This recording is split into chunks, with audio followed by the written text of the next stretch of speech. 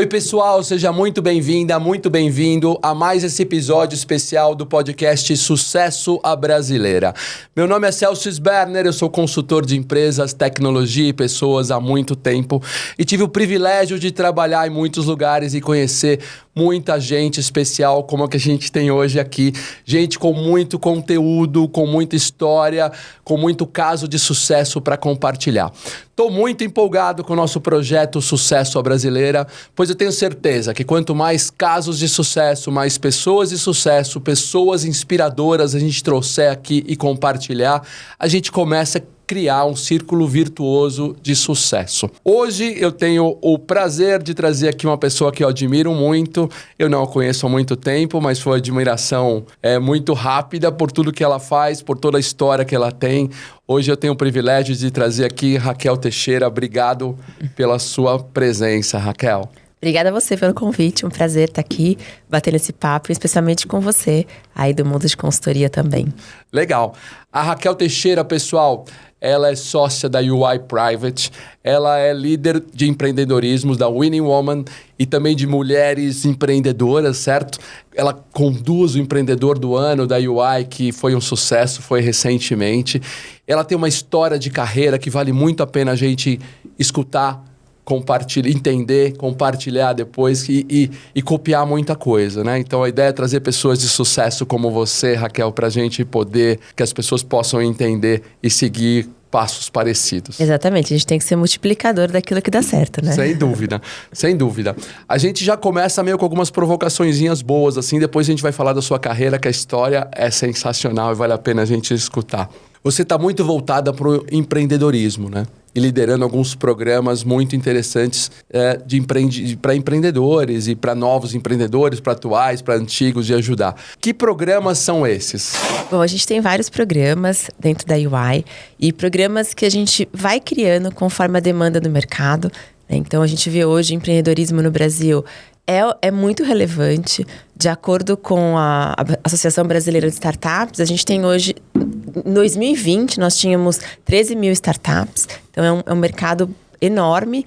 O Brasil, ele realmente é um país aberto a empreendedorismo. A gente tem aí vários rankings, né? A gente é o país, dentro da América do Sul, o país mais inovador. Então, faz todo sentido realmente a gente apoiar empreendedores nessa jornada. Tá um pouco no sangue do brasileiro isso, exatamente, né? Empreender, né? E quando a gente olha para o empreendedorismo feminino, a gente vê, né, de acordo com esses 13 mil que a Associação Brasileira de Startups buscou em 2020, a gente tem 15% de mulheres empreendendo. Então, ainda falta muito, né? Tem um espaço enorme para a mulher. E aí, a gente fala do programa Winning Women. Então, vou começar por ele, que esse é a minha paixão. Winning Women.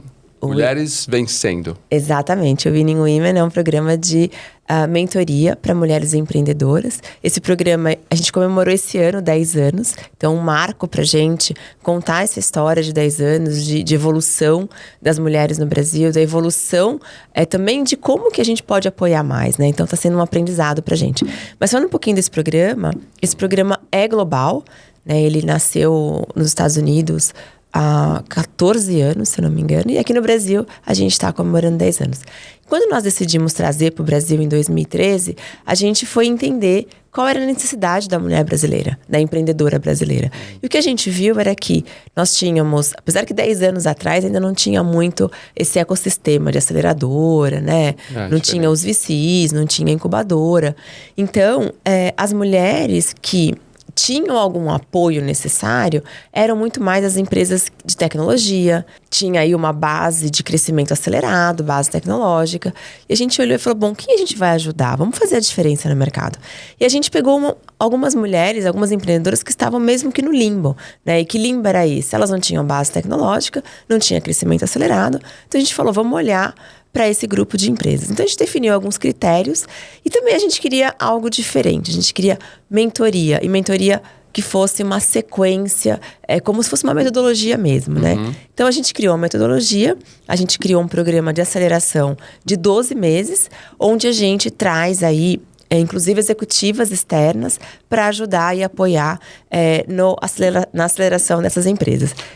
E mas assim, toda mulher pode participar? Como é que funciona?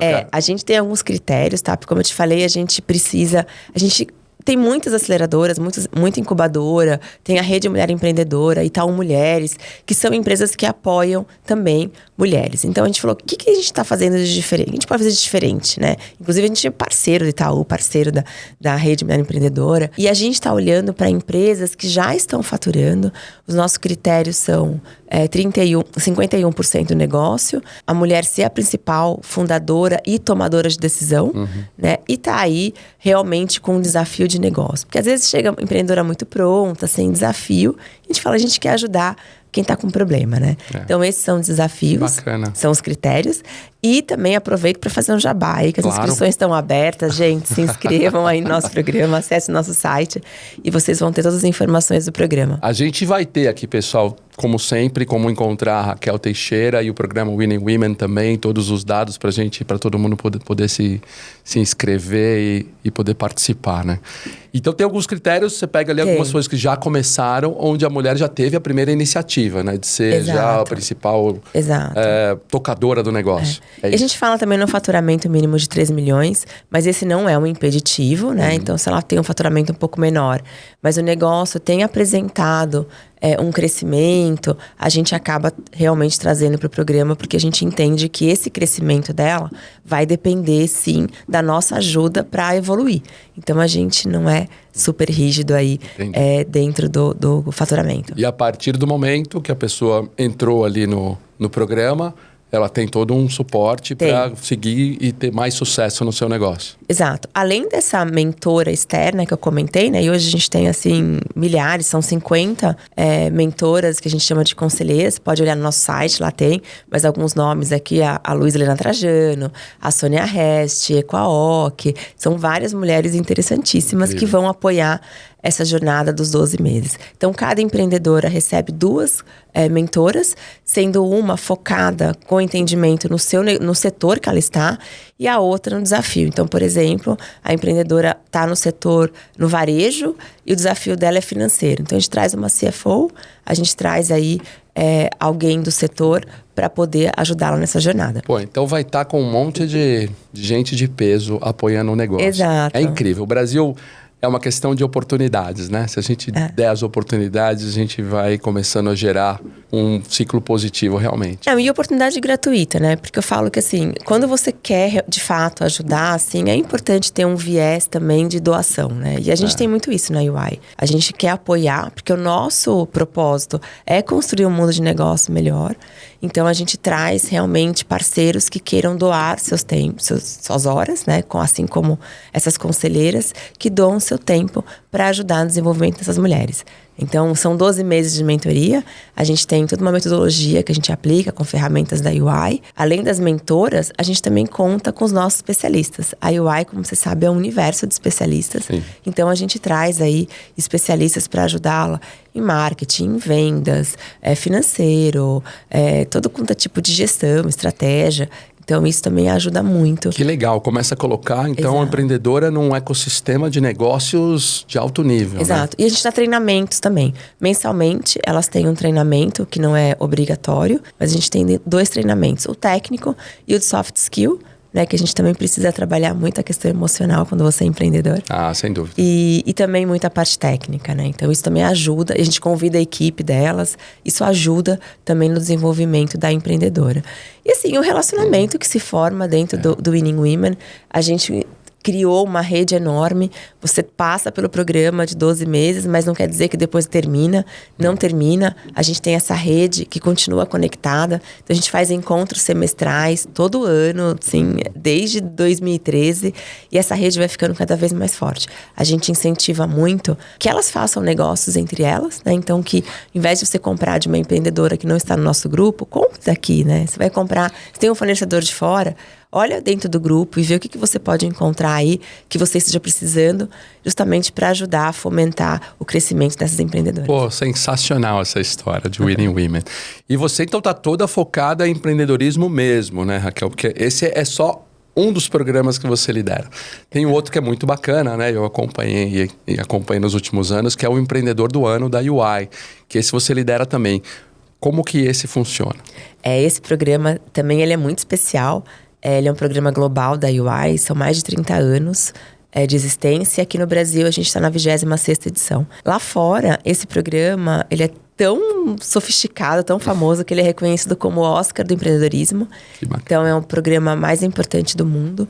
E a gente tem muito orgulho de ver brasileiros chegando, né, na edição global também.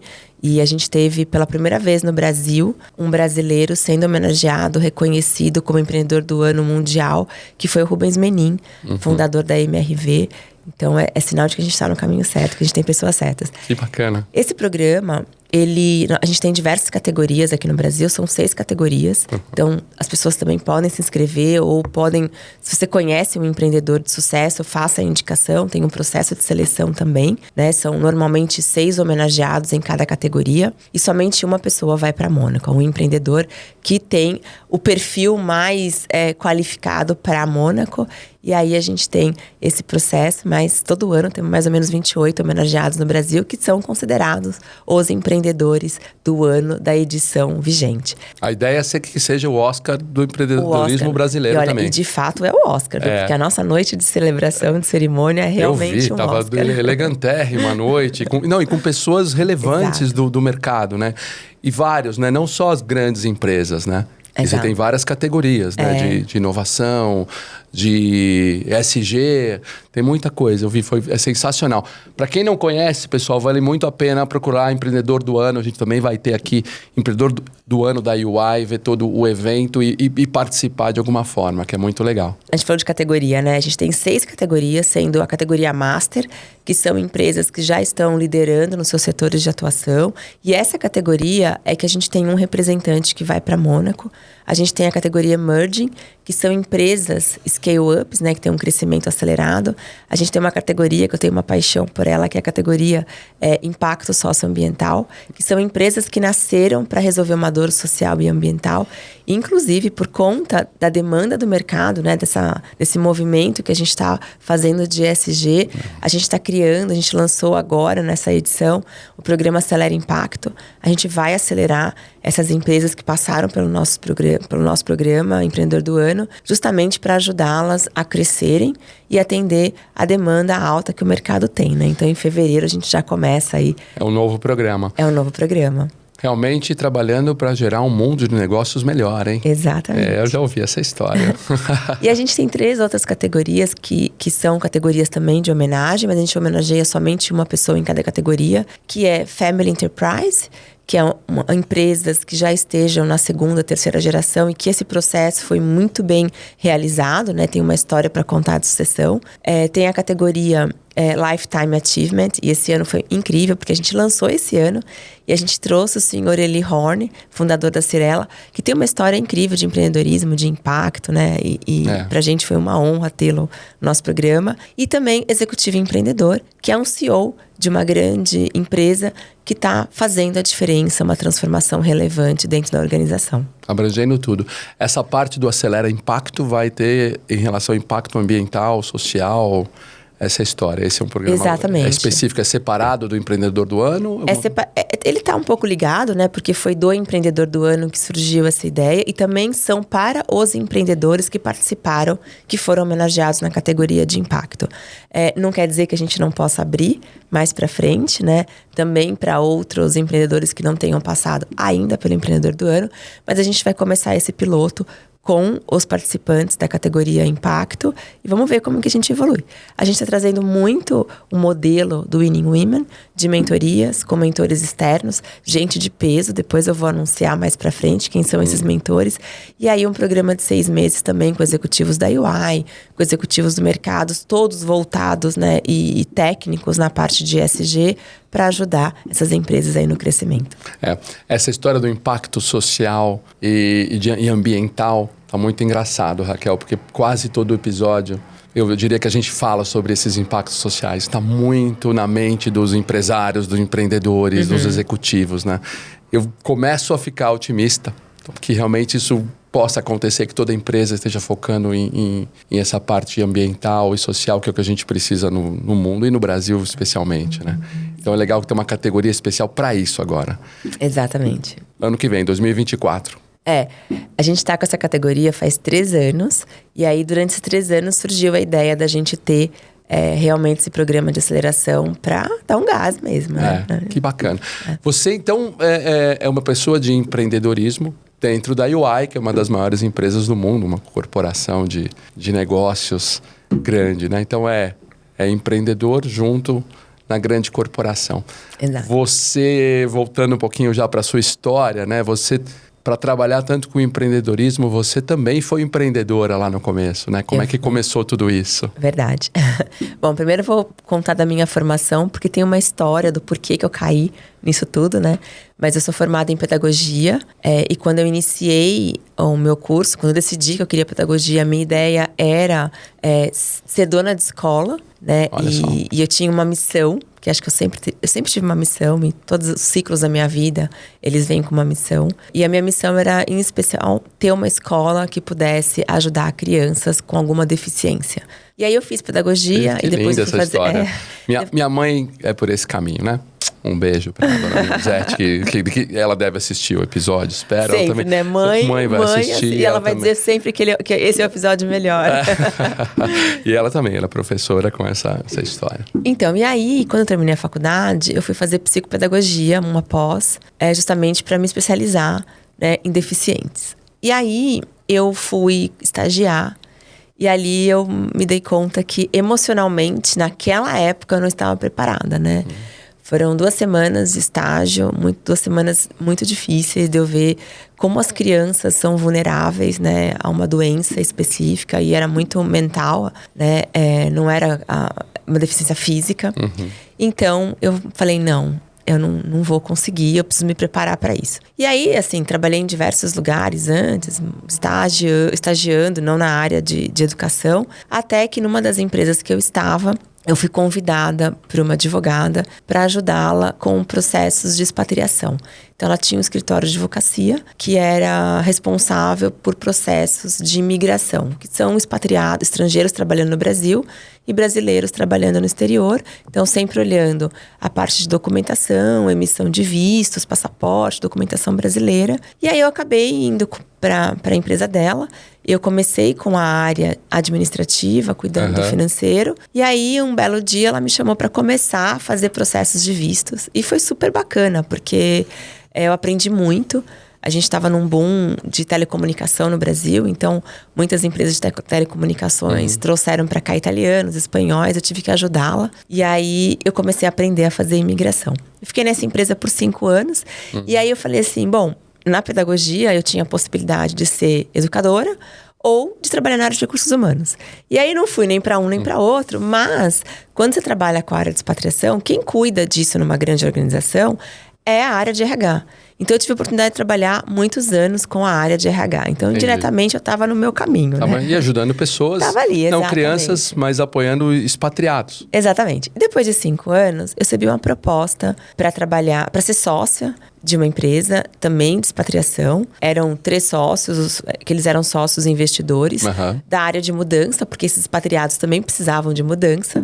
Então, eles vinham para o Brasil trazendo só mudança. Então, esses 3 sócios, eles eram da empresa de mudança. E eles me convidaram para tocar o dia a dia, porque eles estavam realmente muito na parte técnica, né? Na parte de mudança, ou outro skill. E essa empresa deles, o interessante é que não era só imigração. Também tinha a parte de relocation. E o relocation, ele é a busca de moradia para os expatriados, escola para os filhos, ambientação, treinamento intercultural. Então, é ambientar a família a um país novo, né? Expatriados e podemos chamar de refugiados também, ou não? Também poderia ser, é que quando você fala em expatriados dentro de uma organização, você está falando de executivos de alto nível que vão precisar de toda a parte burocrática para se registrar na empresa, né?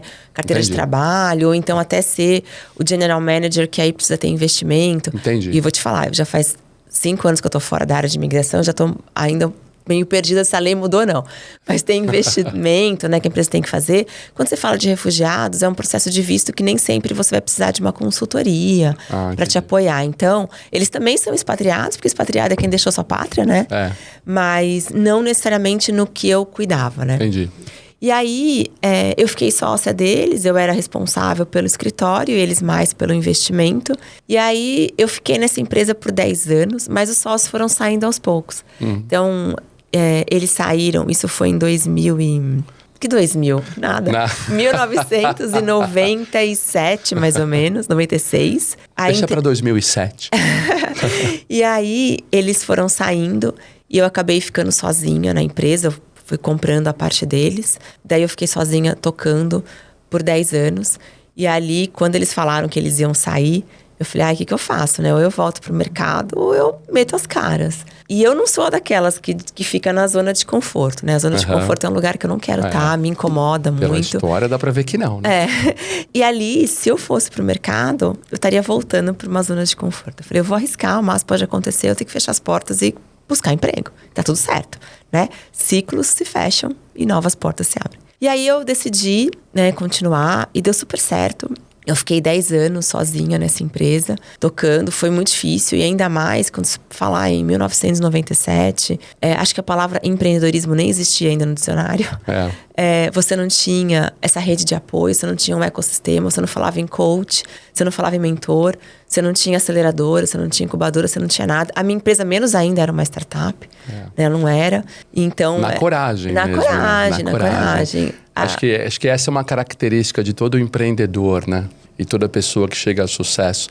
O empreendedor, num determinado momento, ele tem que ter coragem, né? Ele tem que, como a Raquel tá colocando, o desafio de agora, tô sozinho, estou sozinha, não vou pra frente.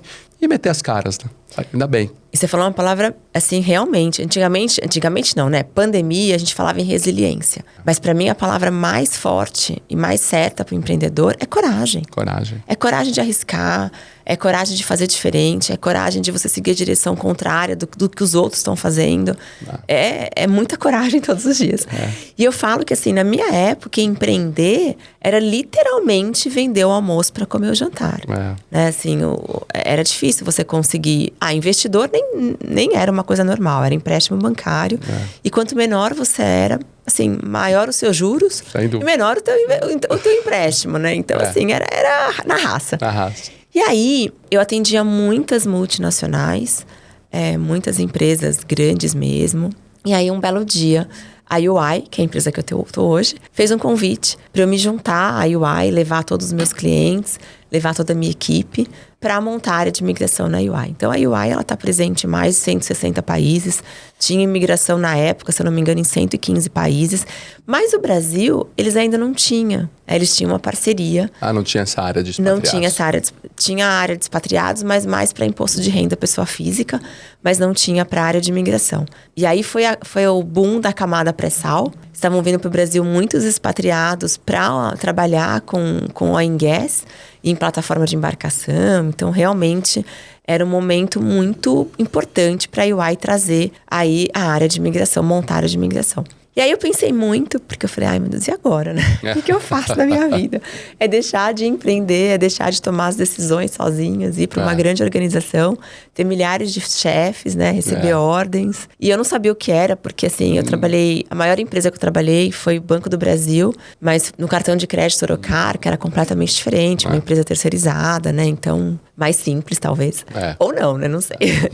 Mas quando a UI me convidou, foi assim, uma reflexão. Mais uma, né? Mais uma. Naquele momento eu pensei assim, eu preciso de uma experiência numa grande organização.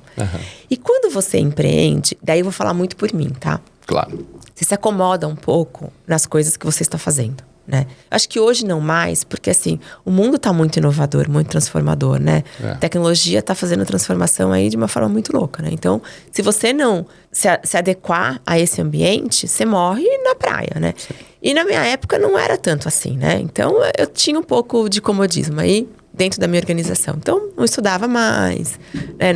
Não buscava mais conhecimento técnico, porque eu estava ali pronta para o que o mercado estava precisando. Então, assim, eu falei, bom, agora é a hora, né? Eu vou lidar com uma empresa global, oportunidade de conhecer outros países, de conhecer a cultura diretamente lá, né? De trabalhar com outros países. E eu falei, quer saber? Vou.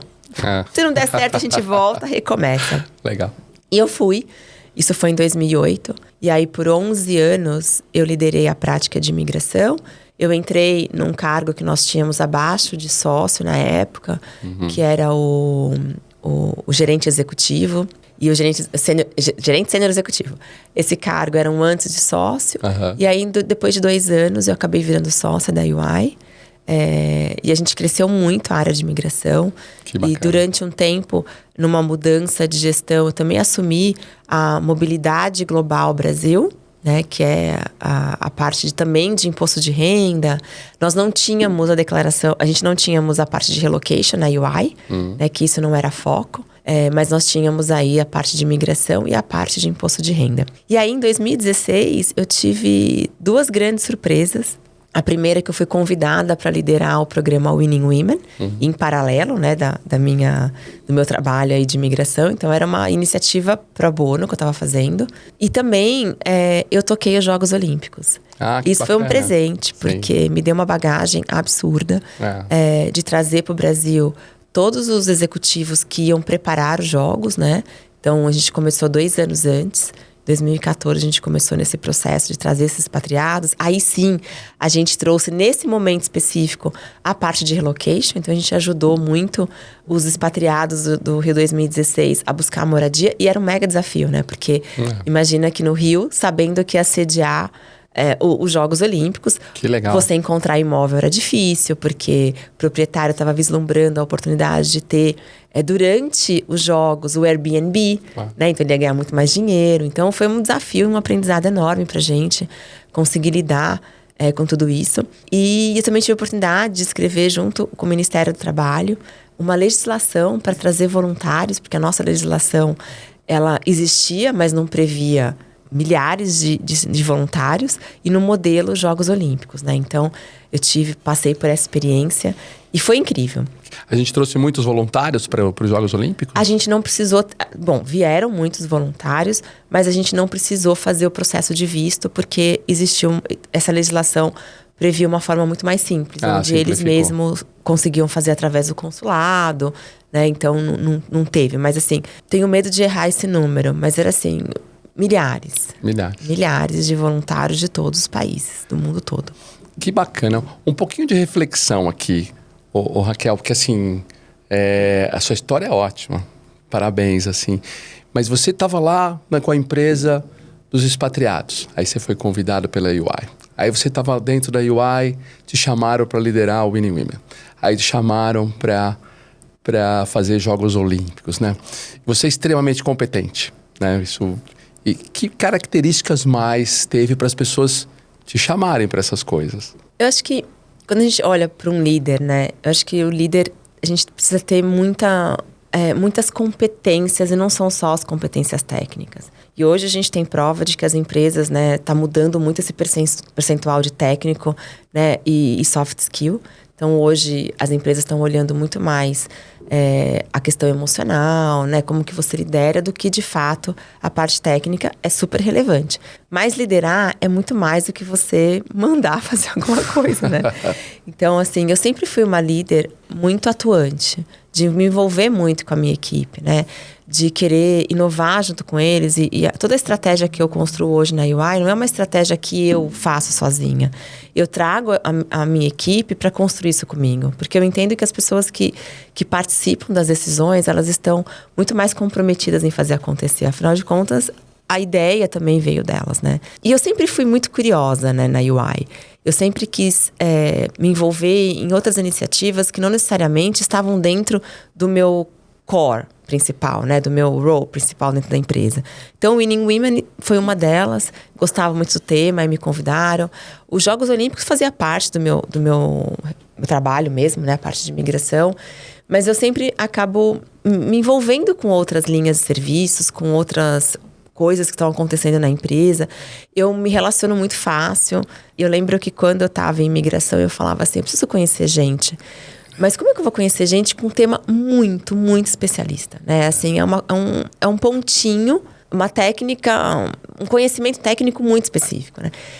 E eu brinco muito que, assim, a gente tem três figuras importantes na nossa carreira, que é o coach, o mentor e o patrocinador, né? E o coach é aquele profissional que você contrata, que vai te ajudar aí a buscar, né, a sua meta de vida, né? Como que você vai avançar em outras áreas, como é que você vai buscar aí o caminho que você quer.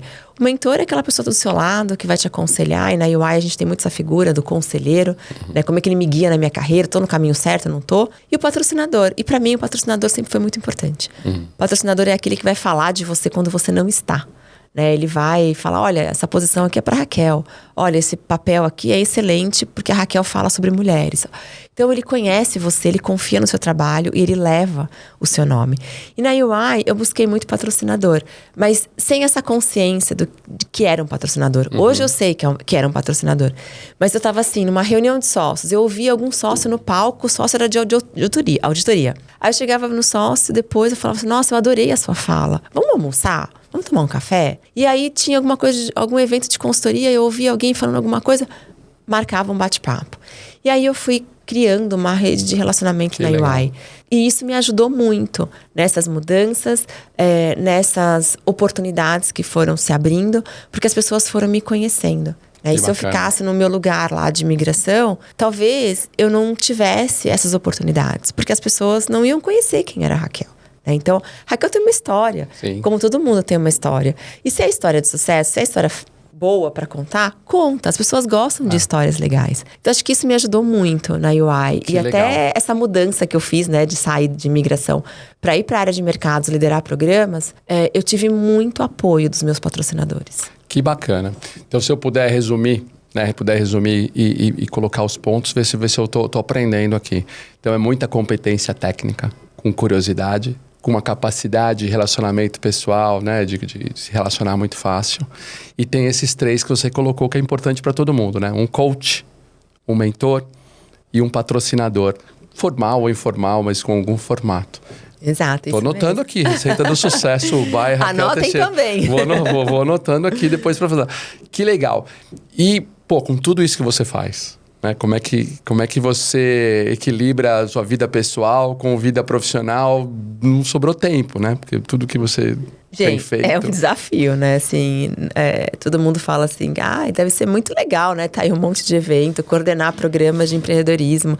Porque até para o pessoal entender como é que eu cheguei nessa área aqui de empreendedorismo, eu em 2018 engravidei do meu filho, né?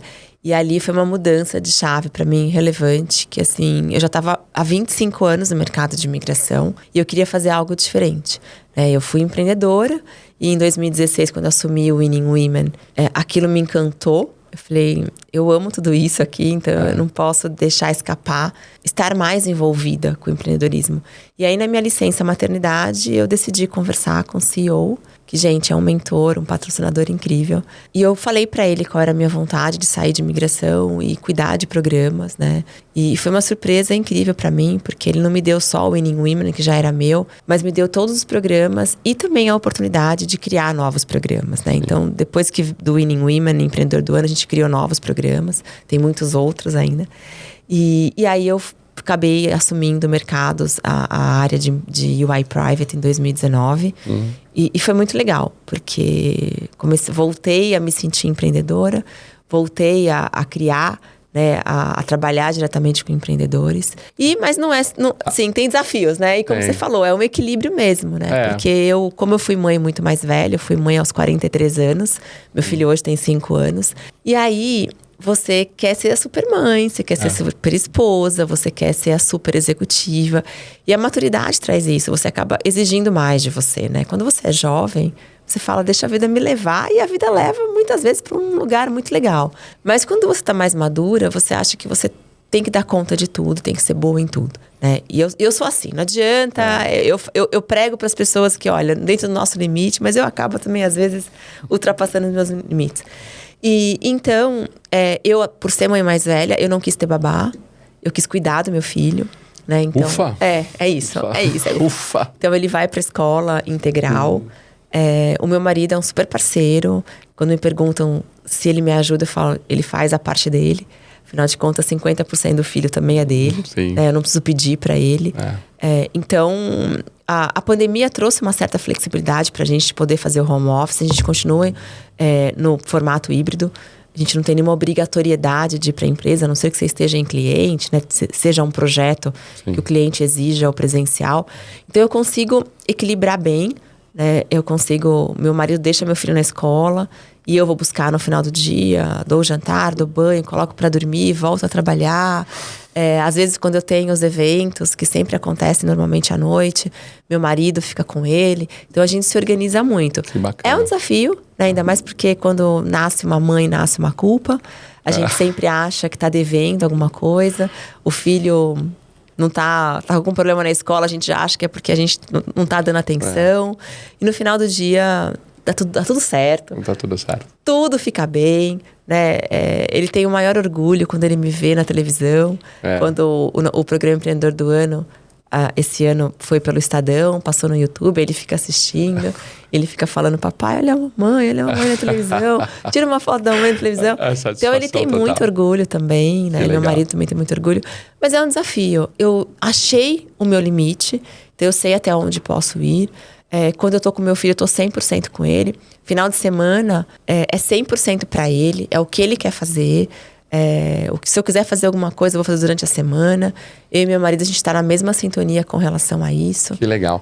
É uma maternidade madura, né? Exato. É diferente, talvez, se eu estivesse lá no passado, que não teria essa estrutura, não vai dar tanta atenção. Então tem um lado positivo. E assim, a gente não deixou de fazer nada por causa dele, né? Muito pelo contrário, ele é o nosso maior companheiro. Esse menino com 6 meses foi fazer rota dos vinhos no Chile, né? Então eu falei, nossa, esse melhor momento. Ele só mama, vamos pro Chile, ele não precisa pensar em comida, em fruta, papinha, nada, porque é mamadeira. Parceiraço. E aí ele já foi pra Amazônia com a gente, assim, ficou no meio do mato, Fernando de Noronha, a gente já mergulhou e ele junto com o snorkel. Assim, sensacional. Ele é o companheirão de viagem, então assim... Tá tudo ótimo. Pô, que bacana. Você dá tempo de tomar cerveja?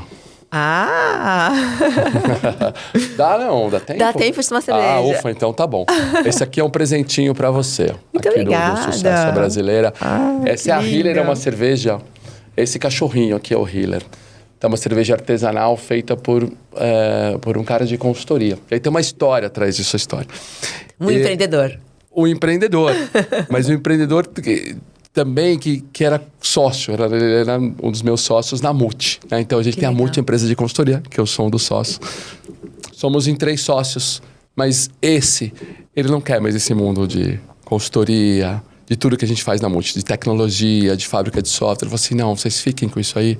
E ele foi plantar lúpulo. Foi plantar lúpulo aqui, que é um desafio no Brasil. O lúpulo maior, o de maior sucesso é o europeu, pela qualidade e tudo. Mas tem gente plantando muito aqui. E ele começou a fazer a cerveja, que é a Hiller. E ele fez uma edição para nós aqui na Multi, né? Muito e um pouco nessa história, né? É empreendedor... Depois ele já foi do Santander, já trabalhou no Santander. Aí ele voltou, estava na Multi. Ele falou assim, cara, eu vou fazer cerveja, eu vou ser feliz empreendendo. Eu sei que vai ser essa história. Então, para você, para o seu marido, curtirem lá essa história. Adorei. Na Multi a gente faz isso, né? Na Multi a gente faz consultoria de tecnologia da informação. Como eu estava falando para você, né? Projetos. Faz muito... Tem uma área muito forte de recursos humanos, né? Até você perguntou, mas como é que vocês acham as pessoas? A gente tem lá dentro uma área tem as tech recruiters, que estão o dia inteiro achando os melhores recursos de TI no Brasil, né? Para clientes no Brasil e para clientes no mundo também. Isso que a gente faz. Ele resolveu fazer só cerveja, mas a gente continua fazendo isso aqui. Qual o maior desafio que você teve na sua carreira nesse tempo todo? Eu acho assim... Os desafios, eles não terminam nunca, né? Que nem assim, todo mundo fala, você já está acostumada a fazer empreendedor do ano. Não, é desafiador todos os anos. Desafiador você trazer grandes empreendedores, né? Você continuar com a alta qualidade. Então, os desafios são diários. E não adianta a gente falar assim, não vai ter. Vai ter, sempre. Mas para mim, acho que o maior desafio foi a minha saída do meu negócio e entrar na UI. Porque não é, o desafio, será que eu vou bater meta? Não era isso, né? Era assim, o desafio do novo mesmo, né? Sim. De você nunca ter vivido uma experiência executiva. Quando eu trabalhava no Banco do Brasil, eu era uma analista, uma assistente. E agora eu ia sentar numa cadeira executiva, com muita responsabilidade. Então... Isso foi um grande desafio para mim, porque eu tive que mudar completamente a chave. Eu tive que sair um pouco da zona de conforto, melhorar meu inglês, porque eu tinha que falar muito com o pessoal lá fora, né? Eu tinha que saber mais, eu precisava fazer um MBA. Então, foi um desafio muito grande. E até de entender o mundo corporativo. E depois, assim, o segundo maior desafio foi quando eu saí da área de imigração e fui para a área de mercados, que era um mundo completamente novo. Eu deixei de ser especialista e tive que ser generalista. Porque trabalhando com empreendedores, eu tive que conhecer tudo de uma empresa. Eu precisava falar um pouco de estratégia, um pouco da parte administrativa, um pouco de governança, que, aliás, eu faço parte também da comissão de governança corporativa para startups scale-ups, onde eu pude aprender muito, como estruturar uma empresa também, os seus processos. Mas, assim, foram desafios, todos os meus desafios foram desafios que me levaram para um lugar melhor. Então, eu saí de uma empresa menor, que era minha, com 15 funcionários, passei hoje... A empresa tem 9 mil funcionários, mais de 9 mil funcionários. E até aprender mais sobre ser generalista, conhecer a empresa como um todo. Então, assim, são desafios que te levam sempre para o sucesso, né? Pelo menos na minha experiência. Os desafios que eu tive na minha vida me deram um empurrão aí para melhor sempre. Aproveitando, a gente sempre pergunta para quem vem aqui o que você entende por sucesso. Então, sucesso, assim, né? É muito pessoal. E para mim, o sucesso está muito ligado com a minha satisfação pessoal. Não é assim, você pode se achar bem-sucedido porque você ganha um salário maravilhoso, mas para mim é uma união de coisas. É ser reconhecida, é ser bem remunerada, é você ser reconhecida não só porque você tem um destaque dentro de uma organização, mas porque você faz o bem, porque tem o give back. É você estar no meio de pessoas que você gosta muito e que faz todo sentido para você estar no meio. É você trabalhar numa empresa com os mesmos valores que você tem. É você trabalhar com o seu propósito. Então, hoje, o que eu faço com o empreendedorismo está muito ligado ao meu propósito, que é de ajudar as pessoas, ajudar as empresas. Então, para mim, isso é sucesso. E assim, sucesso pessoal, ter um marido maravilhoso, ter meu filho, ter a família que eu pedi a Deus. Que legal. Então, para mim, isso é sucesso. Que bacana. E se você puder dar algumas dicas... 1, 2, 3, quantas você quiser, para quem quer chegar lá e quem tem sucesso também. O que você poderia dividir aqui com a gente? Olha, eu vou começar pela palavra do começo da nossa conversa, que é coragem. Acho que as pessoas, todo mundo sabe da sua capacidade. Muitas vezes a gente não enxerga o que as pessoas enxergam na gente, daí vem aquela síndrome do impostor, né? E hoje mesmo, um pouco antes, você estava falando, nossa, como você faz tudo isso muito bem, né? E eu assim, quietinha, né? Porque eu não posso trazer a síndrome do impostor e dizer, imagina, Celso, não. Então, assim, tem essa parte, né? Tem essa parte, né? Que muitas vezes a gente não se enxerga. Mas eu acho que a gente tem que se enxergar, né? A gente tem que ver o lado bom que a gente tem, que realmente a gente consegue transformar, que a gente toca as pessoas. E eu sempre falo que se no meio de uma multidão eu impactar uma única pessoa, eu tô feliz. Então, isso já para mim já me realiza. Mas a coragem, né? A pessoa tem que ter coragem para fazer. Não ter medo das mudanças. Se conhecer e saber que naquela mudança você vai fazer diferente. E eu uso muito a técnica da linha do tempo, que foi uma coach que me ensinou. A linha do tempo é onde eu coloco os melhores momentos da minha vida e os piores momentos. Nasci, melhor momento. Tirei meu diploma na faculdade, melhor momento. Meus pais se separaram, foi um momento triste, né? Então eu vou fazendo assim. E quando eu olho e falo assim, tem alguma coisa de errado na minha vida hoje? Eu pego essa minha linha do tempo. E o que eu percebo, Celso, é que assim, eu nunca retrocedi. Assim, a minha vida sempre foi uma evolução. Então, saí de uma vida mais simples, conquistei meu emprego, a minha empresa, eu me casei mais tarde, tive filho mais tarde, mas sempre no tempo certo e com evoluções. Então, o que eu tenho certeza na minha vida é que eu não vou voltar para nenhum desses pontos. Eu não vou voltar para o ponto onde minha família era uma família muito simples. Eu sei que hoje eu não vou estar mais nesse lugar. Eu não vou estar num lugar onde... Você sabe da minha história, que eu perdi 2 bebês gêmeos, com 7 meses. Eu sei que isso não vai acontecer na minha vida mais. Então, tudo na minha vida foi para frente. Então, a linha do tempo me ajuda muito a ver que eu estou sempre em evolução. Que lindo. Que lindo. O coach foi muito bem nessa história. Foi. Você tá falando, eu tô pensando em fazer a minha aqui, que eu nunca fiz. Mas é muito legal, né? Fazer a linha do tempo. Porque assim, a gente não é porque tá na moda falar sobre síndrome do impostor, é que hoje tem essa palavra, mas antigamente a gente acaba se ofuscando algumas vezes, né? A gente esquece do que a gente foi, das nossas origens, e você relembrar, às vezes te fortalece. Então, a gente pode muito mais do que a gente imagina, né? E eu sempre digo, eu sou uma pessoa muito religiosa, Deus não dá um peso maior que a gente não possa atingir. Então, assim, se chegou no meu colo, é porque eu vou fazer e vou conseguir fazer da melhor forma possível. E se eu não fizer, não tem problema. Eu aprendi muito nessa jornada, com erros e acertos. A gente aprende muito mais com os erros que com os acertos. O erro, ele faz a gente pensar e querer refazer de forma diferente. Então, acho que é isso. Acho que tem que olhar muito para si, colocar coragem aí no seu propósito e fazer acontecer. Brilhante. Raquel, essas dicas foram incríveis, né? Depois a gente vai ter que destacar isso, alguém para todo mundo voltar a escutar isso com calma, mas muito legal. Raquel, estamos chegando ao final aqui, mas já fica um convite desde já. A gente tem que fazer mais um, que acho que você tem muita história legal. Eu conheço mais histórias suas que a gente acabou não explorando ali para voltar. Mas eu queria desde já agradecer a sua presença. Eu sei da sua agenda, como a gente está vendo, que é super complicada. Então, muito obrigado por você ter aqui com a gente. E vai ter que voltar, eu acho. Eu que agradeço, foi um prazer enorme. Estou super à disposição. Quando você quiser, eu tô de volta para contar mais, porque realmente foi um bate-papo muito gostoso. E minha agenda tá sempre aberta para isso, porque eu acho que quanto mais a gente falar, mais pessoas a gente vai conseguir engajar.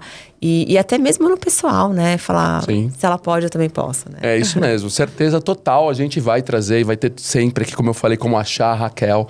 A gente vai encontrar, podem mandar mensagens para a Raquel, com tudo isso que ela falou, né, Pode Raquel? sim. Eu sempre respondo as mensagens do LinkedIn. Isso. Né? Em especial quando as mensagens são direcionadas para mim. Mas eu respondo as mensagens, sim.